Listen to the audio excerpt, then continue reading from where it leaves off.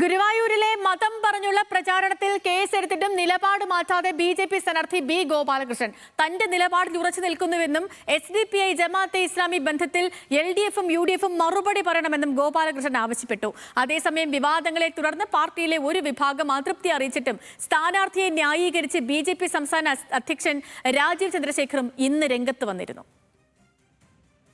മതം പറഞ്ഞ് ഗുരുവായൂർ ക്ഷേത്രത്തിന് മുന്നിൽ വെച്ച് ചിത്രീകരിച്ച വീഡിയോയിൽ ബി. ഗോപാലകൃഷ്ണനെതിരെ നടപടിയുമായി മുന്നോട്ടു പോവുകയാണ് സംസ്ഥാന തെരഞ്ഞെടുപ്പ് കമ്മീഷൻ. കലാപാഹ്വാനം അടക്കമുള്ള വകുപ്പുകൾ ചുമത്തി എഫ്ഐആർ രജിസ്റ്റർ ചെയ്തതോടെ കേസിൽ പോലീസിന്റെ അന്വേഷണവും തുടരുകയാണ്. എങ്കിലും തന്റെ നിലപാടിൽ നിന്ന് പിന്നോട്ടില്ലെന്നാണ് എൻ.ഡി.എ സ്ഥാനാർത്ഥി ഇന്നും ആവർത്തിച്ചത്.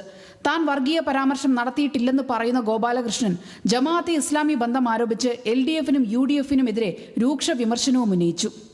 എൻ.ഡി.എഫിന് എല്ലാ സൗകര്യങ്ങളും ചെയ്തു കൊടുക്കുന്ന, പോപ്പുലർ ഫ്രണ്ടുമായി ഒളിഞ്ഞും തെളിഞ്ഞും സഖ്യമുണ്ടാക്കുന്ന പിണറായി വിജയൻ്റെ എൽ.ഡി.എഫ് മതേതരത്വമാണെങ്കിൽ ബി. ഗോപാലകൃഷ്ണനും മതേതരത്വവാദിയാണ്.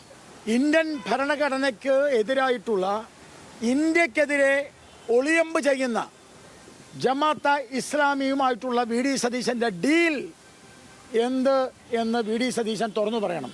വിവാദങ്ങൾക്കിടെ പ്രകടനം ഒഴിവാക്കിയാണ് ചാവക്കാട് താലൂക്ക് ഓഫീസിലെത്തി ഗോപാലകൃഷ്ണൻ ഇന്ന് നാമനിർദ്ദേശ പത്രിക സമർപ്പിച്ചത്.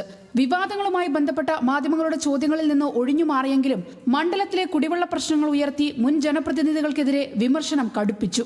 അന്തർദേശീയ തലത്തിൽ വരുന്ന ആളുകൾക്ക് കുടിക്കാൻ കുടിവെള്ളം കൊടുക്കാത്ത ഇടതുപക്ഷവും വലതുപക്ഷവുമാണ് ഇവിടെ എം.എൽ.എമാരായി നിൽക്കുന്നത്. ഇതാണ് കുടിവെള്ളം. ഇതിനെതിരെ കുടിവെള്ള മാർച്ച് ഞങ്ങൾ സംഘടിപ്പിക്കുകയാണ്.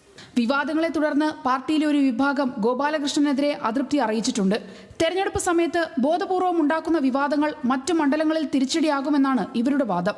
എന്നാൽ വിഷയത്തിൽ മൗനം പാലിച്ച സംസ്ഥാന പ്രസിഡന്റ് രാജീവ് ചന്ദ്രശേഖർ ഗോപാലകൃഷ്ണനെ ന്യായീകരിക്കുകയാണ് ചെയ്തത്. അദ്ദേഹം ഒരു സ്ഥാനാർത്ഥിയാണ്. ആ ചോദ്യത്തിൽ എന്താണ് തെറ്റ്?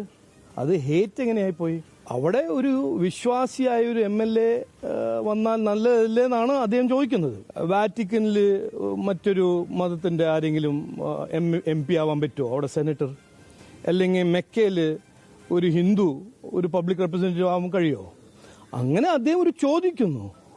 അതിൽ എങ്ങനെയാണ് ഹേറ്റ് സ്പീച്ച് ആവുന്നത്? ബി. ഗോപാലകൃഷ്ണൻ നടത്തിയ വിദ്വേഷ പരാമർശങ്ങളിൽ തെരഞ്ഞെടുപ്പ് കമ്മീഷൻ ഇടപെട്ടതോടെ പ്രചാരണം ജാഗ്രതയോടെ മുന്നോട്ട് കൊണ്ടുപോകാനാണ് ബി.ജെ.പി. എൻ.ഡി.എ കേന്ദ്രങ്ങൾ തീരുമാനിച്ചിരിക്കുന്നത്.